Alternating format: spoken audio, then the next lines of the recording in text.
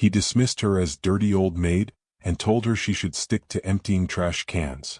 Now his entire empire is about to go up in flames, and that same maid is the only one who knows how to save him. The question is, will she? Welcome to the channel, everyone. That's just the setup, and it's about to get so much more intense. We have an incredible community here and we want to hear from you. Drop a comment right now. Where in the world are you watching from and what time is it? And if you're ready to see this arrogant CEO get what's coming, show some love by hitting that like button and of course subscribe so you never miss a story. Now, let's get back to it. The 5:30 a.m. alarm was a violence Elena Cole endured, not one she ever got used to. Her small, fourth-floor apartment, however, was a sanctuary. It smelled of cinnamon toast and the waxy sweetness of crayons. Light, still gray and sleepy, filtered in through a clean window, illuminating the galaxy of papers taped to the walls. They weren't posters of pop stars or video game characters. They were drawings. Dozens and dozens of drawings of airplanes. At the small kitchen table, 8-year-old Maya was already awake, her brow furrowed in concentration, a pencil clutched in her small fist. She wasn't just drawing a plane, she was engineering it. Lines for fuel systems, notes on wing load, and a surprisingly accurate sketch of a turbofan engine. Elena smiled, the expression softening the permanent weariness etched around her eyes. She moved toward her daughter, her bare feet silent on the worn linoleum. She was a woman who had learned to move without a sound. At 35, she possessed a quiet, contained strength, a stillness in her dark eyes that hinted at things seen and endured. "That's a Pratt & Whitney F-100 baby," Elena whispered, her voice a low, warm hum. Her finger, calloused and sure, tapped the paper. "But your thrust vectoring nozzle is just a little off. See? The pedals need to articulate." Maya's head snapped up, her face bright with a gap-toothed grin. "Show me." Elena's hand covered her daughter's, guiding the pencil, her movement economical and precise. For a single moment she wasn't a maid. She was a teacher. A pilot. Then, as she straightened up from the kiss she planted on Maya's head, the spell broke. A sharp, electric jolt shot from the base of her spine. Her breath hitched, and her hand instinctively flew to her lower back, pressing hard against the old, deep ache. The injury. The one that had ended one life and started this one. The one that had grounded her. Her eyes flickered to the fridge. Tucked next to one of Maya's drawings of a stealth bomber was a faded photo of a man laughing, his arms wrapped around a younger, smiling Elena in a flight suit. David. The cancer had taken him while she was still deep in physical therapy, learning to walk without a cane. The medical bills from his fight, combined with her own, had been a tidal wave wiping out their savings, their home, and every last shred of their old life. The alarm on her phone buzzed again. 5:45 a.m. The pilot vanished. The mother's smile tightened into a mask of professional resolve. "Time for work, baby," she said, her voice flat.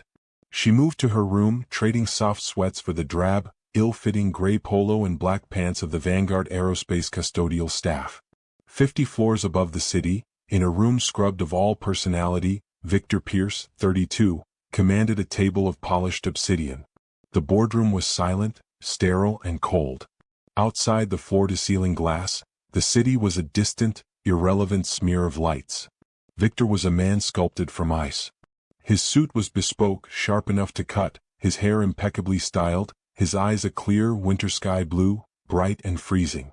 He hadn't raised his voice. He didn't need to. His quiet was a weapon. "So, Henderson," he said, his voice slicing the silence, "your Q4 projections are based on the assumption that the Apex 7 contract is secured." A subordinate, a man 20 years his senior, visibly sweated. "Yes, sir. We're very confident in the tech, the demonstration will." "Confidence," Victor cut in, his eyes not leaving the man's face, "is the luxury of children and fools. It's a feeling. I deal in data." He tapped a key on his tablet. A new graph filled the massive screen. "Your data ignores the Senate Armed Services Committee's latest rider on cobalt sourcing. You didn't account for the supply chain bottleneck out of the Congo. Your projection isn't optimistic. It's incompetent." The blood drained from Henderson's face. "Fix it." Victor dismissed him with a single sharp wave. "Or don't bother coming in tomorrow." The man scurried out. The rest of the board, all older, all men who had worked for his father, watched him. They weren't allies. They were sharks, circling, waiting for the first drop of blood, waiting for the 32-year-old who had inherited, not earned this seat to finally stumble. Victor stood, walking to the window, his back to them. His reflection stared back, a young man wearing his father's suit, his father's power. Sterling Pierce. The legend. A man who had built this empire with a booming laugh and a brilliant mind. Victor had inherited the mind but not the charm. He'd been in Tokyo closing a deal when his father collapsed. He'd returned to an empty office and a legacy he felt crushing him. So he built armor. He became harder, colder, more ruthless than Sterling had ever been.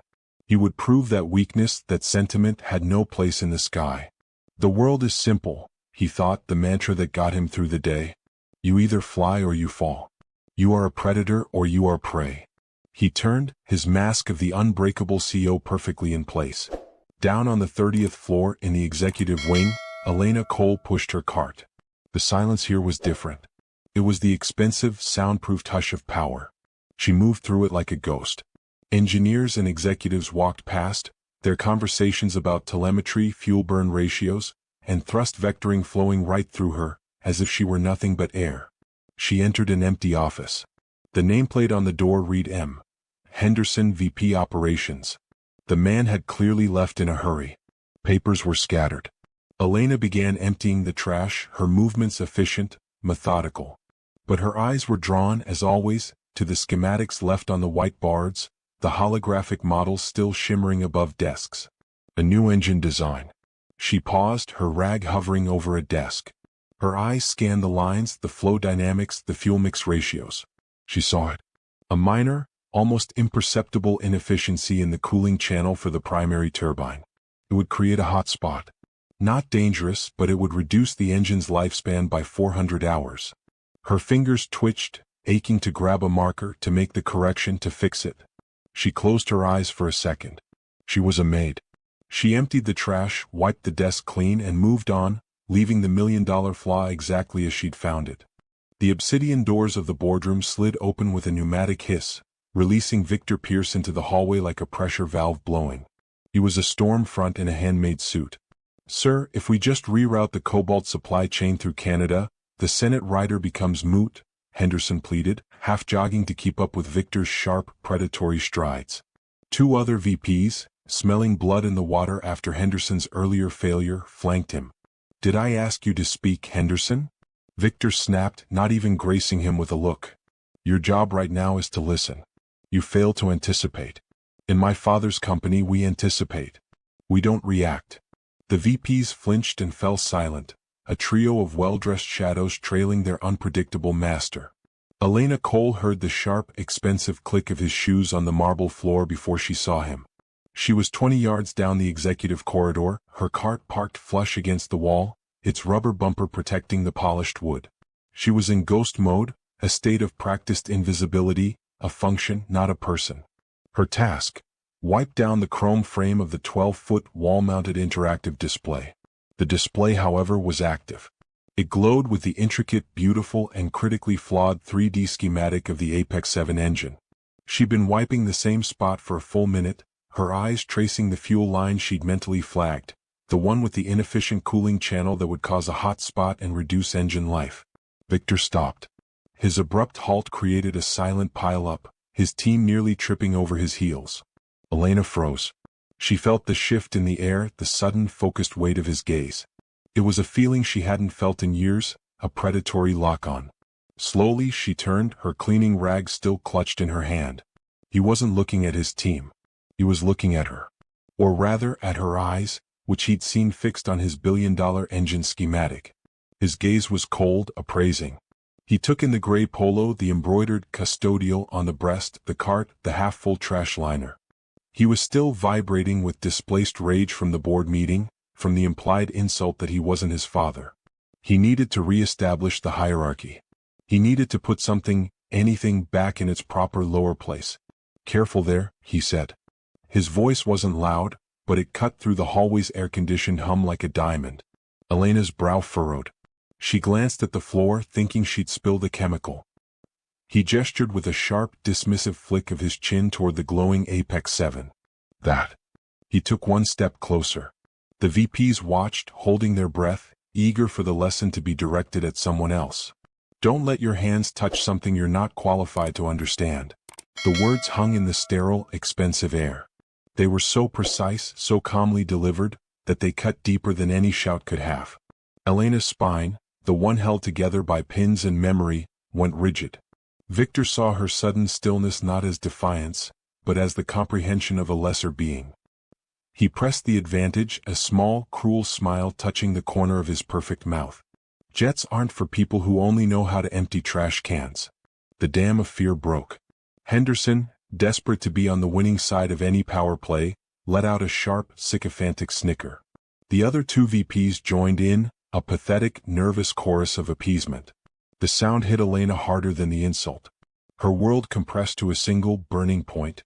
Her hands, which he'd just insulted. These hands, calloused from a mop handle but scarred from a throttle. These hands had pulled 9GS over the Nevada desert, flown sorties that were still classified, and landed a $60 million F-16 on a damaged landing gear in a sandstorm that had blinded the sky.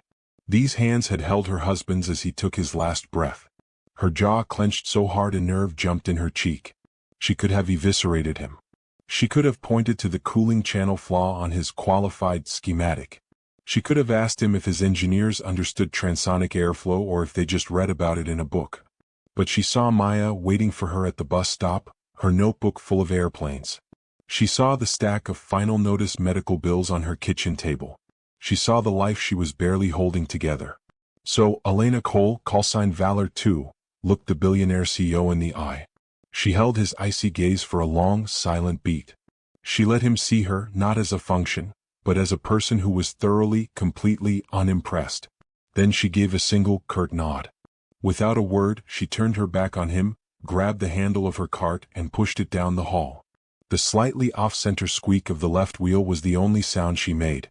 The sting of his words was hot in her throat, a familiar, bitter taste of pride swallowed. But as she walked away, her spine was straight. Victor just showed his true colors. He thinks a person's job defines their worth. If you believe everyone deserves respect no matter their job, hit that like button. Only arrogant fools like Victor think otherwise. The shriek of the data alarm cut through the sterile air of the Apex 7 control room. It wasn't a fire alarm, it was the sound of numbers going terribly wrong. Pressure is spiking. Chamber integrity at 80% and dropping. It's not the fuel mix, I've run the ratios 3 times. It's unstable. Readings are fluctuating wildly, sir. It's a feedback loop. We have to abort the sim. The control room, a glass box overlooking the gleaming multi-billion-dollar prototype engine, was a pressure cooker. A dozen men in Vanguard polos, sleeves rolled up, barked jargon at each other, their faces slick with sweat. The air was thick with the smell of burnt ozone and stale coffee. Henderson, the lead engineer, his face the color of ash, slammed his fist on the abort button. The deafening, simulated roar of the Apex 7 died. In its place, a silence so heavy it was suffocating. Every man in the room, every single one, turned to look at the figure standing motionless in the center. Victor Pierce hadn't moved. His arms were crossed, his expression unreadable. He was a statue of pure, cold disapproval. He let the silence stretch, twisting the knife of their failure. "Explain," he finally said. His voice was dangerously quiet, a loaded weapon in the silent room. Henderson, visibly shaking, pushed his glasses up his nose. "Sir, we don't know. The specs are perfect. We've triple-checked every component. The math is sound. It shouldn't be doing this." "It is doing this, Henderson," Victor said, his voice flat.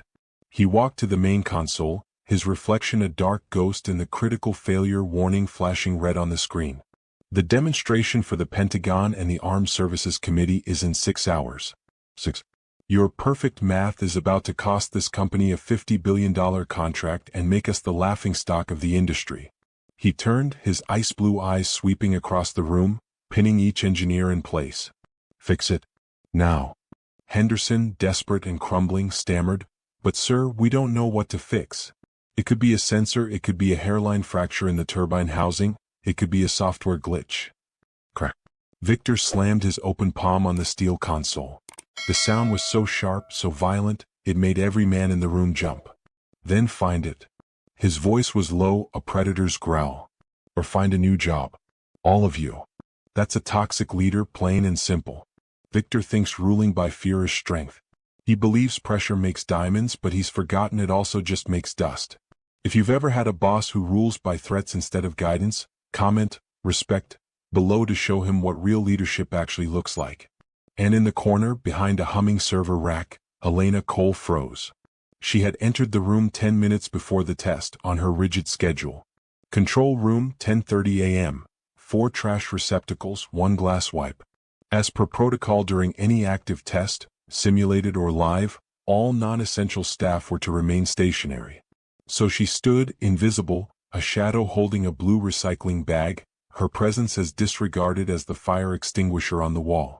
The engineers argued around her, their voices rising in panic, their theories growing more desperate.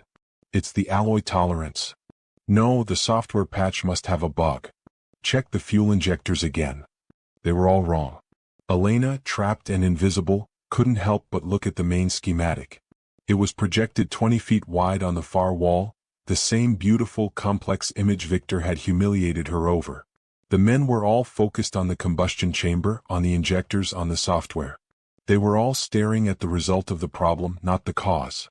Her eyes, trained by 1,000 hours of pre-flight checks, traced a different line. A line she knew better than her own heartbeat.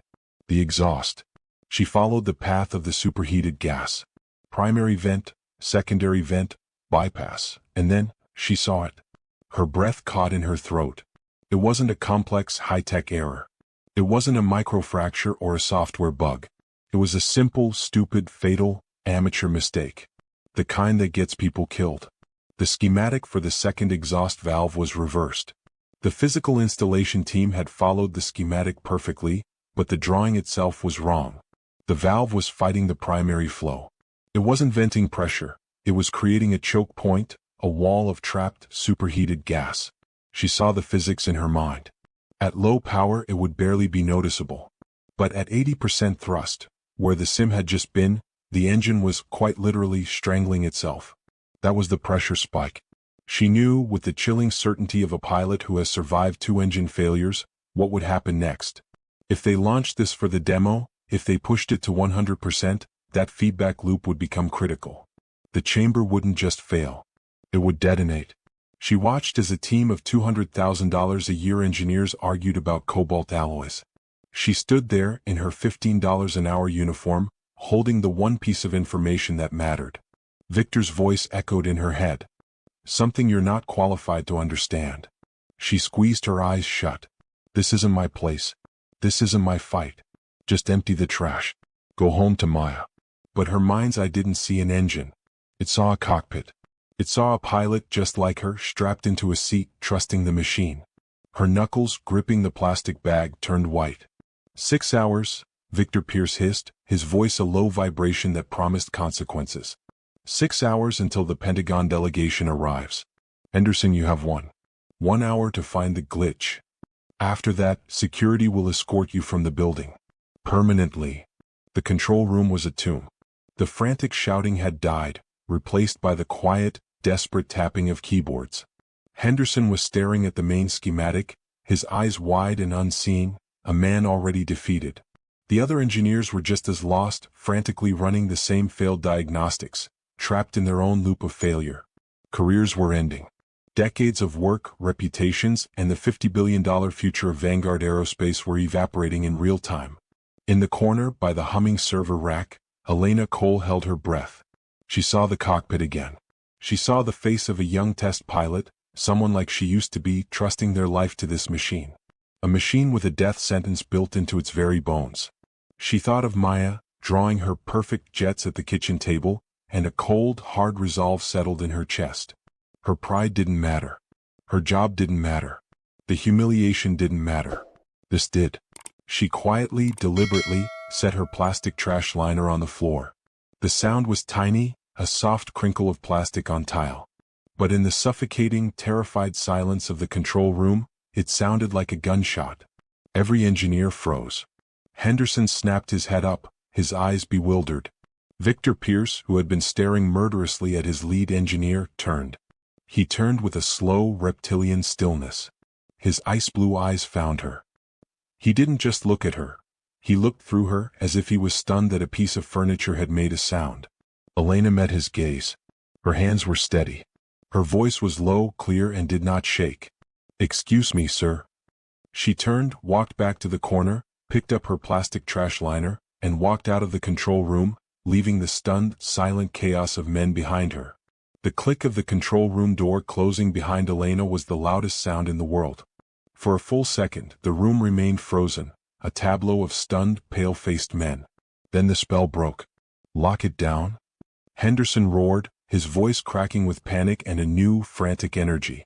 "Get the fab team. Get them down to the test bay now. I want that engine housing open and that valve ripped out. Move." The room exploded. It was chaos, but now it was chaos with a purpose. Phones were dialed, keyboards clattered. Engineers who had been staring blankly at their screens were now shouting coordinates, pulling up physical schematics and barking orders. "Alert the procurement team. Get me the specs on the original valve actuator. We've got 5 hours, people, let's go." In the center of this sudden vortex, Victor Pierce stood perfectly still.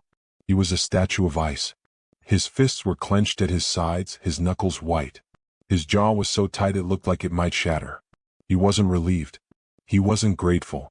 He was incandescent. His entire hand-picked team of experts, his qualified men, the best engineers money could buy, had been blind. They had been staring at their own failure for weeks. And the person who saw the truth? The one who had the answer. A maid. A ghost in a gray uniform. The very woman he had personally, publicly put in her place. His entire worldview, a rigid, brutalist structure built on a hierarchy of the worthy and the worthless, had just been demolished by a woman holding a trash bag. The humiliation was a physical, choking thing. It wasn't relief he felt. It was a deep, profound, and volcanic rage. He saw Marcus, the veteran engineer, the only other still point in the storm. But Marcus wasn't looking at the schematic. He was staring, his brow deeply furrowed, at the empty doorway Elena had just passed through. Victor's jaw clenched. He turned, his movements stiff, robotic. He strode to the door, slamming his palm on the exit panel. Henderson, seeing him move, started, "Sir, we can fix this. We just need—" "Don't," Victor snarled, not even looking at him, his voice a low promise of retribution. "Say a word." He shoved the door open and stormed out, his face a thundercloud. Victor is furious. Not that his engine was about to fail, but that a maid saved him. His ego can't handle it. He would rather crash and burn than admit a woman he looks down on is more competent than he is. If you can't stand people with fragile egos who punch down like this story, bullies absolutely hate being called out. Marcus didn't follow. He didn't join the frantic scramble. He walked slowly, almost in a daze, back to his own terminal. The surrounding panic faded to a dull roar. He sat, but he didn't pull up the engine specs. He opened a private browser. His mind was replaying the scene. It wasn't just what she said. It was how. It'll fail at altitude. Not, it might break, or, it looks wrong. Fail. Altitude. It was a pilot's phrase. It was a term of absolute, lethal certainty. He thought back weeks ago.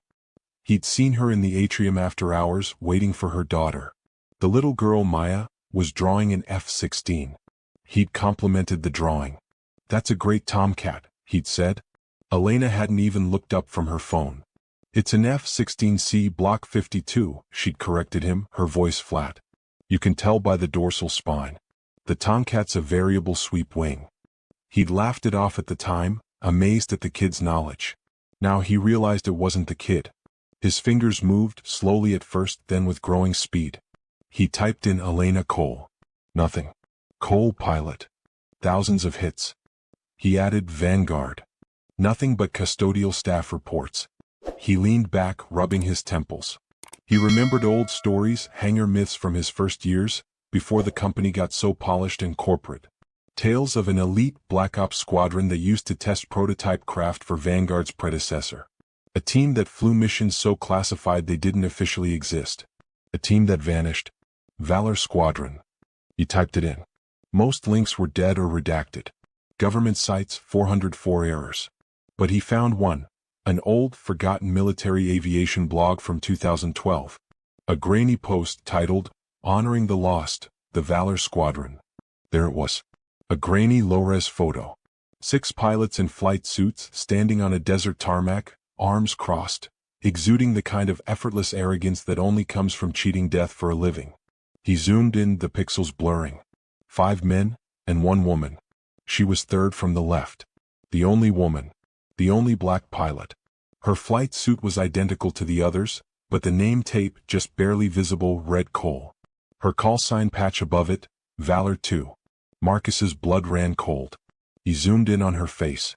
The image was terrible, but the eyes, the set of her jaw, the quiet, unshakable confidence. It was her. It was her. My God, he whispered, his hands shaking. Elena Cole. The woman who emptied his trash every Tuesday. The woman who had just saved the Apex 7. She wasn't just a pilot. She was a legend. A ghost. He grabbed his phone and walked, wooden-legged, to the engineering pit. He found Jenny, a junior engineer, frantically trying to reroute a power coupling. Jenny, stop. Look at this. Marcus, I don't have time. Henderson is. Look. He shoved the phone in her face. She squinted. It's just an old photo. Wait. Is that? No. It can't be. It is, Marcus said, his voice grim. It's her. Elena. Jenny's hands flew to her mouth. The implications hit her like a physical blow. The rumor started instantly, a spark in a dry forest. Did you hear? She whispered to the tech next to her. What? The maid. Elena. She's not a maid. What are you talking about? She's Valor 2. She's Elena Cole. The name, spoken aloud, had power. It jumped from terminal to terminal, from the control room to the hangar floor, faster than any email. The maid, they say she's a pilot. Not just a pilot, you idiot. She's Valor Squadron. The ones who were declared lost in Nevada. By the time Elena Cole was clocking out, her back screaming from the tension, the entire company was whispering her name. The ghost had a face. And the legend was holding a mop. The main demonstration hangar at Vanguard Aerospace had been transformed. The concrete floors were polished to a black mirror.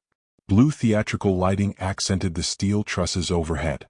The air was electric, a palpable thrum of anticipation, thick with the sense of ozone, industrial floor wax, and the sharp, promising tang of jet fuel. The crowd was a sea of power. In the front row sat General Davies, his chest a constellation of ribbons, representing the Pentagon's entire procurement budget. Beside him, Senator Royce, a man who could kill a defense contract with a single word. Behind them, a phalanx of skeptical journalists, rival contractors from Lockheed and Northrop, and the entire nervous, hopeful Vanguard board of directors. And in the corner of a soundproofed observation booth overlooking the floor, Maya Cole sat with her headphones on, her sketchbook open. She was supposed to be in the staff daycare, but Marcus, in a gesture of something, had arranged for her to be here. A special exception. Elena, in her drab gray uniform, was in the small kitchenette attached to the booth, her orders to keep the VIP coffee station stocked. She could see everything. She could see the crowd. She could see her daughter, safe and oblivious, lost in a drawing. And she could see the Apex 7. It sat on the test rig like a shrine. $1 billion of gleaming, polished metal. At the podium, Victor Pierce was a portrait of command. His suit was dark, his tie a slash of silver. His voice, amplified, filled the cavernous space with a confidence that was absolute. We were told it was impossible, he said, his voice resonating with practiced charisma. We were told the power-to-weight ratio couldn't be achieved. That fuel efficiency and raw thrust were mortal enemies. Today Vanguard proves them wrong. Today we don't just show you the future. We give it to you. This, he gestured to the engine, is the Apex 7. He stepped back. Begin the test. A low thrum vibrated through the floor. It grew into a whine, then a rumble, and then, with a controlled, concussive whoosh, the engine ignited. A plume of perfectly clear, shimmering heat blasted from the nozzle. The sound was deafening, a beautiful, terrifying roar of pure, controlled power. The main screen lit up. Thrust output, 102% fuel burn, minus 15%, nominal, chamber integrity, 100% valve pressure, stable.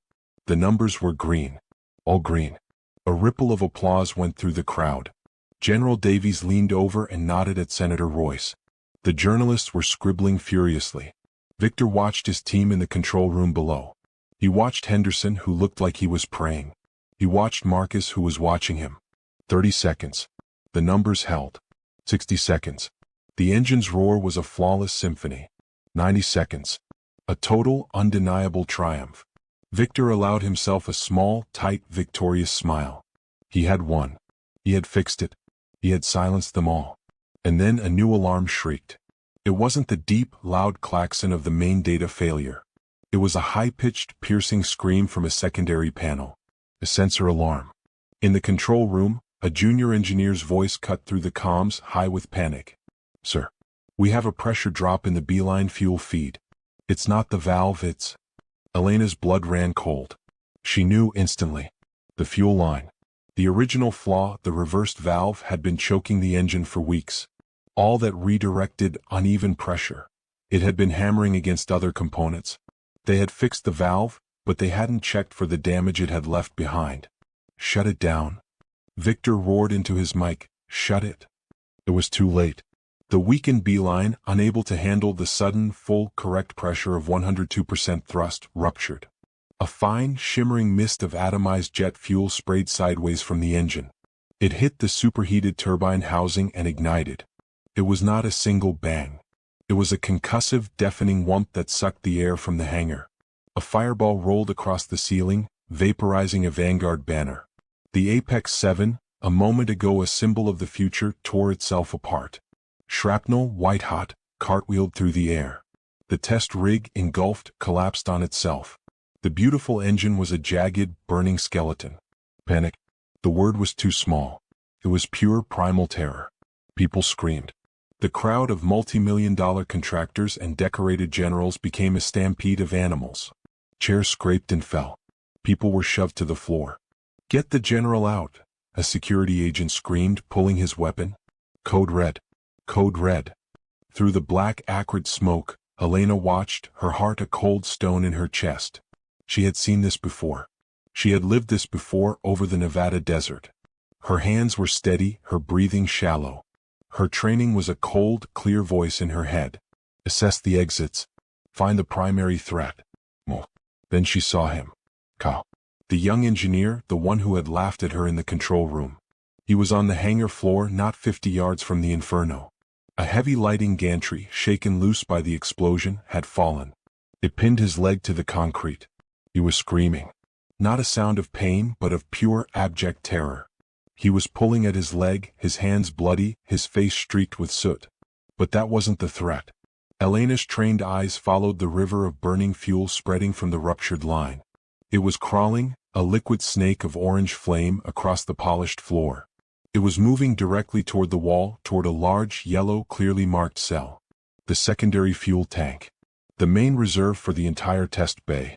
The hangar wasn't just on fire. It was a bomb. Kyle screamed again, his voice raw. "Help me. Please. I'm stuck. It's coming." Elena turned. Her eyes darted to the corner of the soundproofed booth. To Maya. Her daughter was safe. The glass was reinforced. The room was secure. She was oblivious, her headphones on, her pencil still moving, drawing a perfect world of blue skies and safe landings. Elena could lock the door. She could stay with her child. She could protect the only thing in the world that mattered. It was her duty. Her only duty. No one would know. No one would ever blame her. She looked at Kyle, screaming as the flames licked at the floor just yards away. She looked at the fuel tank, the heat from the fire already causing the paint to bubble. She looked at her daughter, her whole world safe. "Stay. Go. Mother. Pilot." She pressed her hand to the glass, a final, trembling touch against the image of her sleeping, safe child. Her face hardened. The mask of the maid vanished. The mother's terror was shoved into a box and locked. The pilot, Valor 2, took control. Leave no one behind. She yanked open the heavy, soundproof door, and the wall of heat, the roar of the inferno, and the screams of the dying hit her like a physical blow. She ran toward the fire. Victor Pierce was frozen. The sound of the explosion was still ringing in his ears, a deafening, final crack that signaled the end of his company. The end of his legacy. His life's work, the Apex 7, was a grotesque bonfire, a billion-dollar monument to his failure. The heat was a physical blow pushing him back. The screams of his guests were a distant, unimportant static. Security agents were grabbing his arms, shouting in his face, trying to drag him toward the exit. "Sir, we have to move. Sir, move." But he couldn't.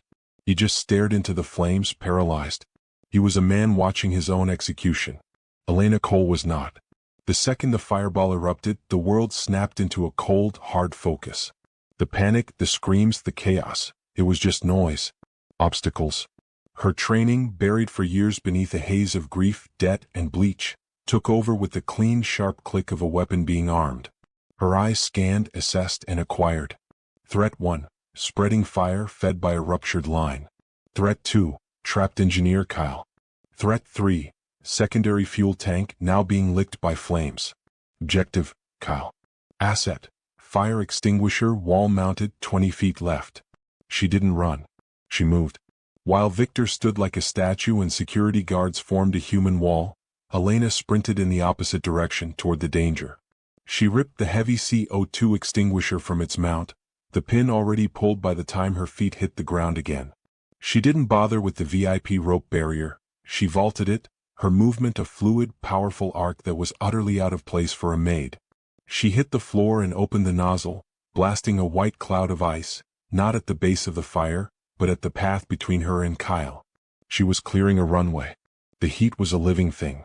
It was a physical wall that seared her skin, her lungs, her eyes. The smoke was thick, black, and choked with the acrid stench of burning chemicals and melting steel. She kept moving. She reached Kyle. He was delirious, half-conscious, his screams now just a raw, tearing sob. "It's my leg. God, it's my leg." The gantry was a 4-inch thick steel beam. It would take a forklift. She didn't have a forklift. "Cover your face," she roared, her voice a low-pitched, unrecognizable command. She dropped the extinguisher. She planted her feet. She bent her knees, ignoring the sharp, screaming protest from the base of her spine. She grabbed the underside of the beam, her fingers finding a purchase on the hot, sharp metal. Her back ignited. It wasn't the old, dull ache. It was the original, blinding, career-ending agony. A white-hot explosion of pure pain that shot from her spine up to her skull and down her legs. Her vision went white. But she thought of Maya. She thought of the pilot she used to be. She thought of her wingman, the one she'd saved. "Leave. No one. Behind." The words ripped from her throat in a guttural roar. She lifted. She lifted with her legs, her arms, her rage, her grief, her entire soul. The steel beam moved. Not much. 6 inches. It was enough. "Crawl," she screamed at Kyle. "Crawl now." He scrambled backward, dragging his mangled leg, sobbing. The second he was clear, Elena dropped the beam with a crash that shook the floor. The pain in her back was so intense she almost blacked out. But the fuel tank was whistling. A high, thin scream. The sound of a bomb about to breach. No time. She grabbed Kyle by the collar of his shirt and dragged. He was dead weight. She hauled him to his feet, threw his arm over her shoulder, and took his entire weight. She became his crutch.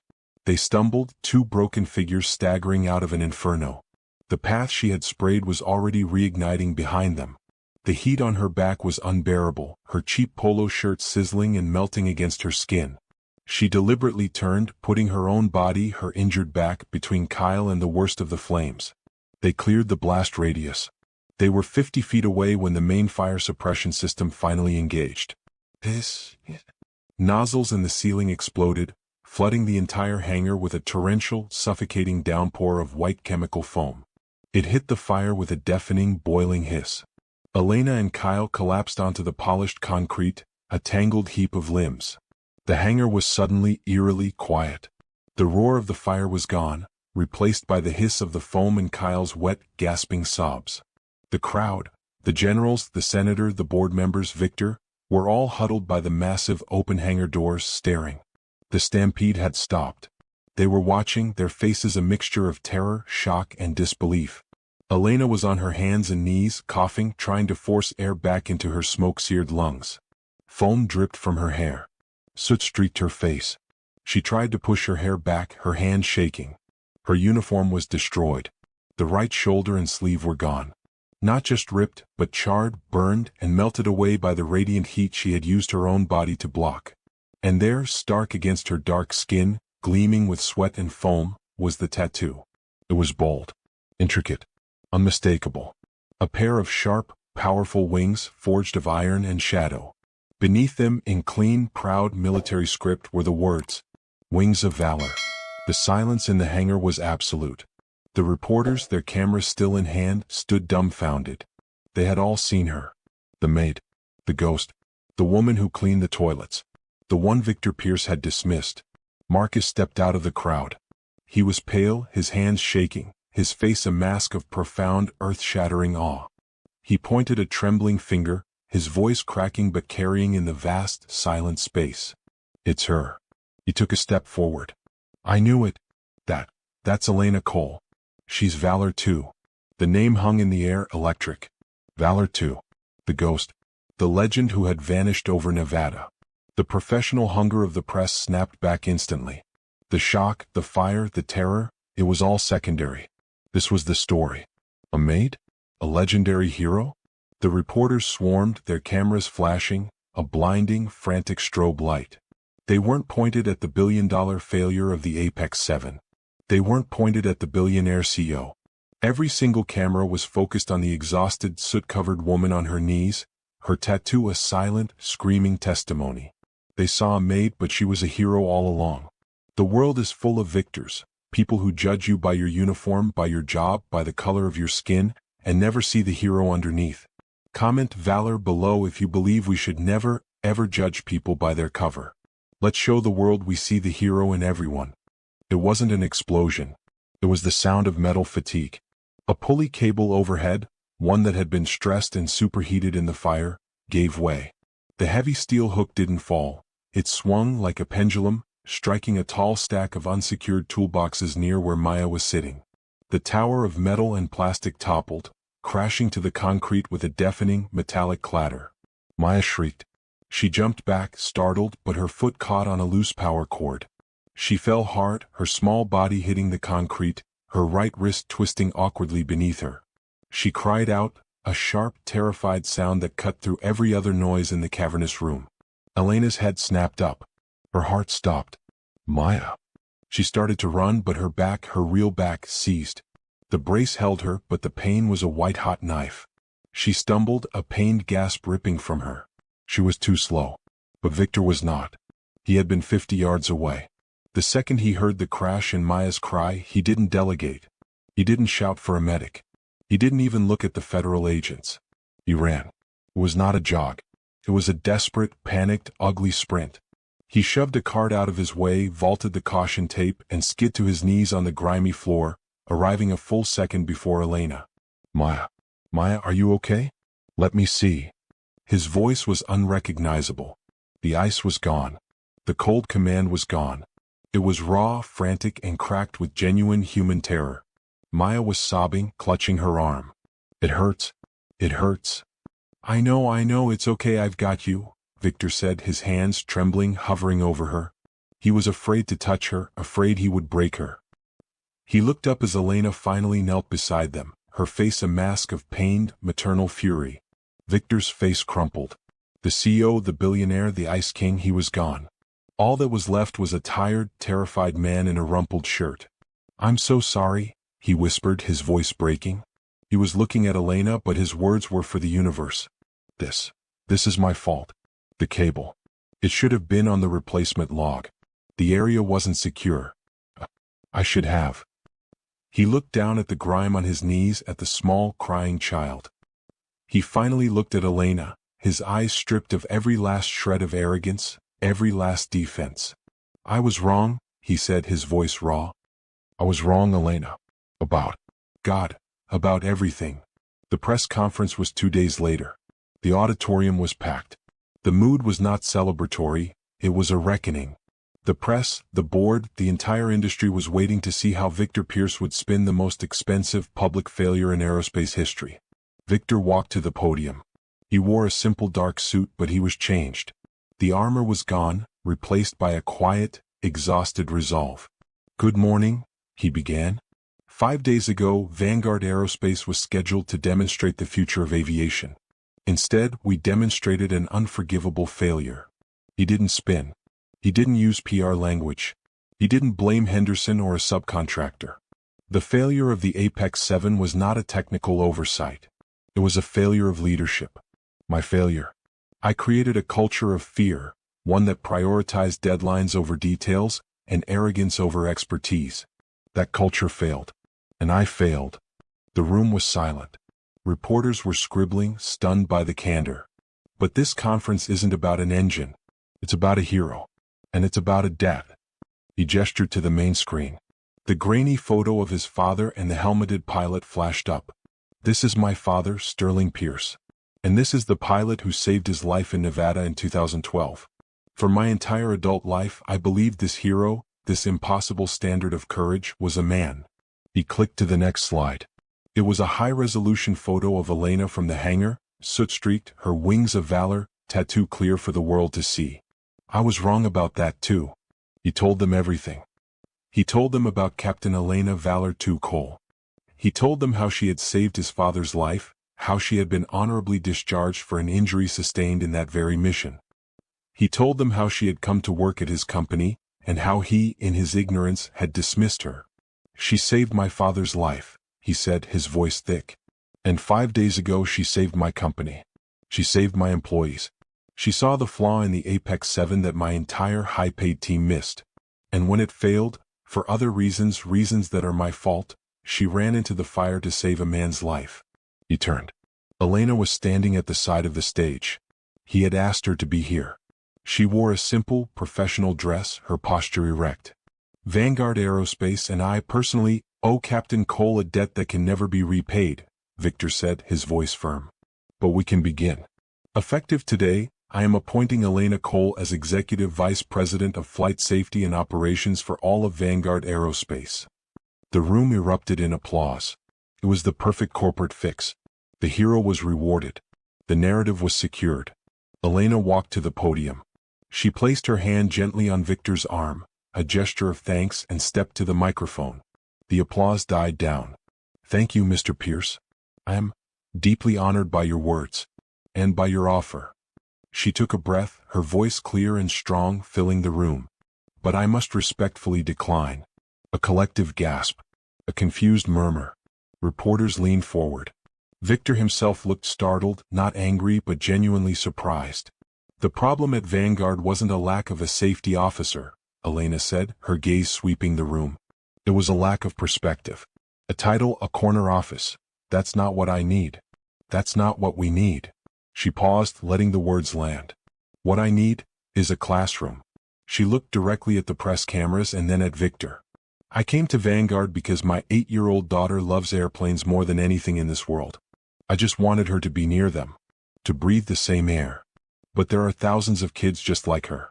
Kids in neighborhoods who will never, ever see the inside of a boardroom, let alone a cockpit. Kids who are told every day in 1,000 different ways that jets aren't for them. That the sky is not for them. She turned to Victor. You want to honor the Valor Squadron? Valor wasn't about flying higher than everyone else. It was about making sure everyone got home. It was about service. Her voice resonated with a new, profound authority. So, let's build something that serves. Not just another engine. Let's build a foundation. Funded by Vanguard.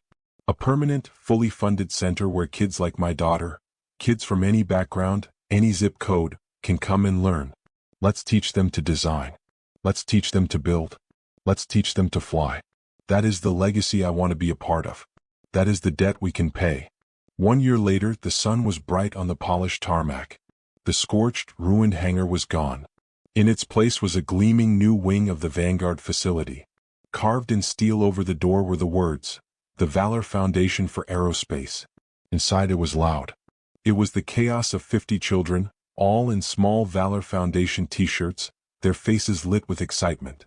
They were crowded around a half-dozen flight simulators, their hands on the controls. Maya, now 9, her wrist long healed, was at the head simulator, confidently explaining thrust-to-weight ratios to a younger boy while Marcus, beaming, looked on. The company's stock had climbed 30%. The press had called Victor's decision the single greatest act of corporate redemption in the decade. Morale was no longer a problem. Vanguard had a waiting list of the best engineers in the country, all wanting to work there. On the runway, a new, sleeker prototype jet gleamed. It was smaller, safer, and painted on its tail was the familiar, proud insignia of the iron wings. Elena stood watching the children, a soft smile on her face. She was the foundation's director. Victor joined her, his suit gone, replaced by slacks and a simple polo. He looked younger. He looked for the first time at peace. "The board," he said quietly, sipping a coffee, "officially thinks I'm a genius. They said this foundation was the most brilliant PR move they'd ever seen." Elena looked at him, her eyebrow raised. "Is that what it was?" Victor watched Maya explain a perfect landing to the other kids. He shook his head. "It was the first decision I ever made that wasn't for me or for my father. It was just the right one." He paused. "Do you ever miss it? The sky? The real thing?" Elena looked up as a commercial jetliner drew a white line across the perfect blue. "Every day," she whispered. She looked back at the glass-walled classroom, at the sea of eager, upturned faces. "But I realized something. My wings, they were never taken from me. I just learned to use them differently." She wasn't a weapon in the sky anymore. She was a shield on the ground. She was a bridge. She had used her wings not to fly, but to lift. Elena turned her pain into a new purpose, building a legacy of opportunity instead of chasing a corporate title. Victor finally learned that real strength isn't about standing on top of people. It's about lifting them up. They stopped fighting for their own piece of the sky and started building a bigger one for everyone. If you believe in building a better future over just building a bigger profit margin, then subscribe to this channel. Let's build a community together, one that values purpose over power.